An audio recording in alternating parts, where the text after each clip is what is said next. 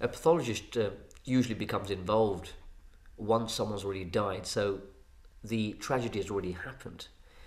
But a lot of benefit still comes from this, provided that the pathologist attending to the deceased heart is an expert cardiac pathologist. And I'll explain why.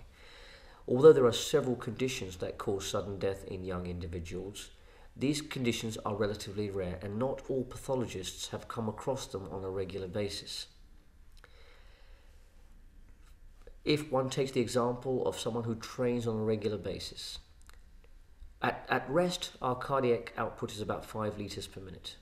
When exercise is being performed, the heart pumps out 25 litres of blood per minute. To do that day in, day out, 3 or 4 hours a day, the heart has to enlarge. It has to become bigger.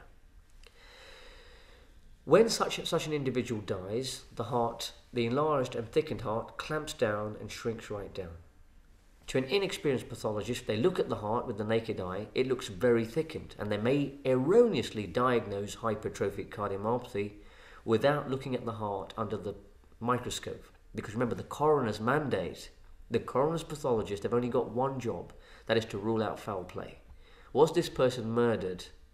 Did they commit suicide? Or not? If the answers to both are no, then the death is from natural causes. The precise cause of death is not as important.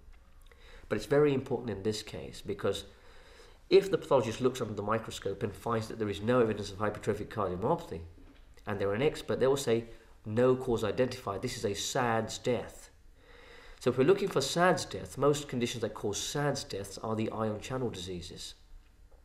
If the pathologist makes a mistake and says this is hypertrophic cardiomyopathy, the family will then be referred to a cardiologist to screen specifically for hypertrophic cardiomyopathy, and conditions such as long QT or Brugada may be missed.